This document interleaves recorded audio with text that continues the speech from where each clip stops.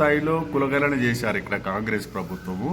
త్వరలోనే కేంద్ర స్థాయిలో బీజేపీ ప్రభుత్వం కూడా కులగణన చేయబోతుంది దేశవ్యాప్తంగా.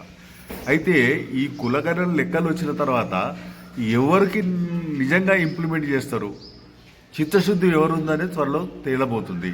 ఎందుకంటే గతంలో రాహుల్ గాంధీ గారు ఉదయపూర్ డిక్లరేషన్ ఒక మాట చెప్పారు, ఒక తీర్మానం చేశారు కాంగ్రెస్ అధిష్టానం. ఏమైనంటే మన తెలంగాణలో దాదాపు 17 అసెంబ్లీ పార్లమెంటు నియోజకవర్గాలు ఉన్నాయి. ప్రతి పార్లమెంటు నియోజకవర్గంలో ఒక 2 బీసీలకు ఎమ్మెల్యే టికెట్లు ఇస్తున్నారు. కానీ తీర్మానం అయితే చేశారు, కానీ ఇంప్లిమెంటేషన్కి వచ్చే వరకల్లా ఫెయిల్ అయింది. అంటే మన తెలంగాణ రాష్ట్రంలో అంటే 34 రావాలి, 17 34 రాకుండా కనీసం ఒక 20 ఇచ్చినట్టుంది. అది కూడా ఓడిపోయే స్థానాలు ఇచ్చారు. ఇక ఓల్డ్ సిటీలో ఉన్నటువంటి కొన్ని ఓడిపోయే స్థానాలు బీసీలకు ఇచ్చారు. ఇచ్చి ఆ 20 సీట్లు భర్తీ చేశారు. అంటే చిత్తశుద్ధి అనేది చాలా ముఖ్యం పార్టీలకు. ఈరోజు బీసీలు వెనుకబడ్డ వర్గాలు కానీ తర్వాత మిగతా ప్రజలందరూ కూడా రాజకీయంగా చైతన్యమవుతారు, గమనిస్తూ ఉన్నారు. అంటే మీరు కులగణన చేయంగానే బీసీల ఓట్లు వచ్చేస్తాయని అనేది అపోహ మాత్రం పెట్టుకోకండి.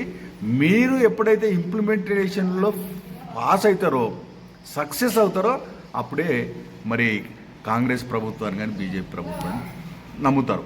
అయితే మేము బీజేపీ ప్రభుత్వాన్ని, ఎందుకంటే వాళ్ళ చేతిలో కేంద్ర ప్రభుత్వం ఉన్నది, 9th షెడ్యూల్. ఎందుకంటే ఈరోజు మరి ఈబీసీలకు కేంద్ర స్థాయిలో 10% రిజర్వేషన్లు పెట్టారు. వాళ్ళు ఇమీడియట్ అక్కడ రిజర్వేషన్లు అమలు చేశారు. పార్లమెంట్లో బిల్లు పాస్ చేశారు, రాష్ట్రపతి ఆమోదానికి పంపారు. ఇమీడియట్ ఆ బిల్లును 10% వాళ్ళకి ఈరోజు వస్తున్నాయి. అయితే నేను అనుకుంటున్నాను కేంద్ర ప్రభుత్వం ఇమీడియట్ బీసీలకు ఏదైతే వస్తుందో రేపు ఖచ్చితంగా వాళ్ళు అమలు చేస్తారనే నమ్మకం నాకుంది. ఎందుకంటే 9th షెడ్యూల్లో చేర్చాలి అంటే ఈ రిజర్వేషన్లు అన్నీ కూడా కేంద్ర ప్రభుత్వం యొక్క ఆధీనంలో ఉంటాయి, రాష్ట్రపతి కానీ పార్లమెంట్ కానీ.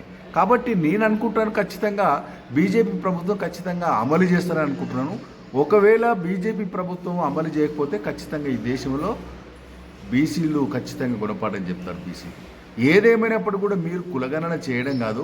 ఈ కులగణన అనేది ఈరోజు చాలామంది నాయకులు పోయి రాష్ట్రంలో కొంతమంది ముఖ్యమంత్రికి సన్మానం చేస్తూ ఉన్నారు, కేంద్రం సన్మానం చేసి. సన్మానం అనేది కులగణన వచ్చేది ఎవరి యొక్క దయాదాక్షిణ్యం రాలేదు.